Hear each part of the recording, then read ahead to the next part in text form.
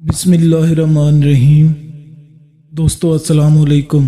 YouTube channel عبداللہ brothers پر خوش آمدید۔ دوستو اگر آپ چینل پر نئے ہیں اور آپ نے چینل کو سبسکرائب نہیں کیا تو اسے سبسکرائب کر لیں اور ساتھ موجود بیل کے آئیکن کو دبا لیں تاکہ ہماری ہر آنے والی نئی ویڈیو آپ تک پہنچتی رہے۔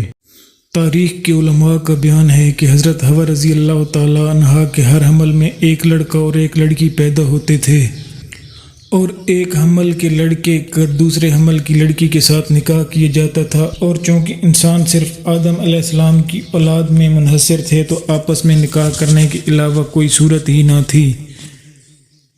اسی دستور کے مطابق حضرت آدم علیہ السلام نے قابیل کا نکاح لیودہ سے جو حابیل کے ساتھ پیدا ہوئی تھی اور حابیل کا اکلیمہ سے جو قابیل کے ساتھ پیدا ہوئی تھی کرنا چاہا۔ حابیل اس پر راضی نہ ہوا، اور چونکہ اکلیمہ زیادہ خوبصورت تھی اس لیے اس کا طلبگار ہوا۔ حضرت آدم علیہ السلام نے فرمایا کیونکہ وہ تیرے ساتھ پیدا ہوئی ہے لہٰذا وہ تیری بہن ہے، اس کے ساتھ تیرا نکاح حلال نہیں۔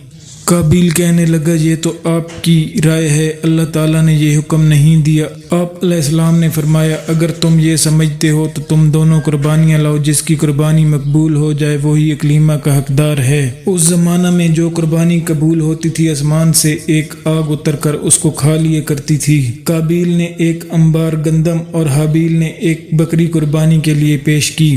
آسمانی آگ نے حابیل کی قربانی کو لے لیا اور قابیل کی گندم کو چھوڑ دیا۔ اس پر قابیل کے دل میں بہت بغض و حسد پیدا ہوا، اور جب حضرت آدم حج کے لیے مکہ مکرمہ تشریف لے گئے تو قابیل نے حابیل سے کہا کہ میں تجھے قتل کر دوں گا۔ حابیل نے کہا کیوں؟ قابیل نے کہا اس لیے کہ تیری قربانی مقبول ہوئی اور میری قبول نہ ہوئی، اور تو اکلیمہ کا مستحق ٹھہرا، اس میں میری ذلت ہے۔ حابیل نے جواب دیا کہ اللہ تعالیٰ صرف ڈرنے والوں کی قربانی قبول فرماتا ہے۔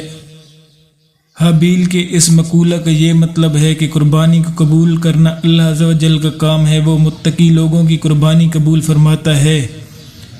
تو متقی ہوتا تو تیری قربانی قبول ہوتی، یہ خود تیرے افعال کا نتیجہ ہے، اس میں میرا کیا قصور ہے؟ اگر تو مجھے قتل کرنے کے لیے میری طرف اپنا ہاتھ بڑھائے گا تو میں تجھے قتل کرنے کے لیے اپنا ہاتھ تیری طرف نہیں بڑھاؤں گا، کیونکہ میں نہیں چاہتا کہ میری طرف سے ابتدا ہو، حالانکہ میں تجھ سے قوی و توانا ہوں، یہ صرف اس لیے کہ میں اللہ سے ڈرتا ہوں اور میں چاہتا ہوں کہ میرا یعنی میرے قتل کرنے کا گناہ اور تیرا گناہ یعنی جو اس سے پہلے تو نے کیا کہ والد کی نافرمانی کی، حسد کیا اور خدائی فیصلہ کو نہ مانا، یہ دونوں قسم کے گناہ تیرے اوپر ہی پڑ جائیں تو دوزخی ہو جائے۔ قابیل تمام گفتگو کے بعد بھی حابیل کو قتل کرنے کے ارادے پر ڈٹا رہا اور اس کے نفس نے اس ارادے پر راضی کر لیا۔ چنانچہ قابیل نے حابیل کو کسی طریقے سے قتل کر دیا، لیکن پھر حیران ہوا کہ اس لاش کو کیا کرے، کیونکہ اس وقت تک کوئی انسان مرا ہی نہ تھا۔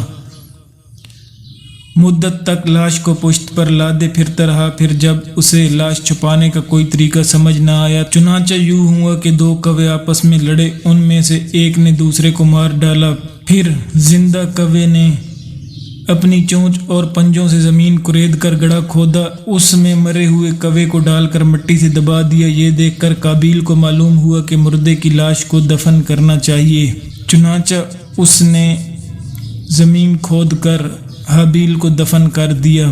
قرآن پاک میں اس کے متعلق کچھ یوں ارشاد ہے، تو اس کے نفس نے اسے بھائی کے قتل پر راضی کر لیا تو اس نے اسے قتل کر دیا، پھر وہ نقصان اٹھانے والوں میں سے ہو گیا۔ پھر اللہ نے ایک کوہ بھیجا جو زمین کرید رہا تھا تاکہ وہ اسے دکھا دے کہ وہ اپنے بھائی کی لاش کیسے چھپائے۔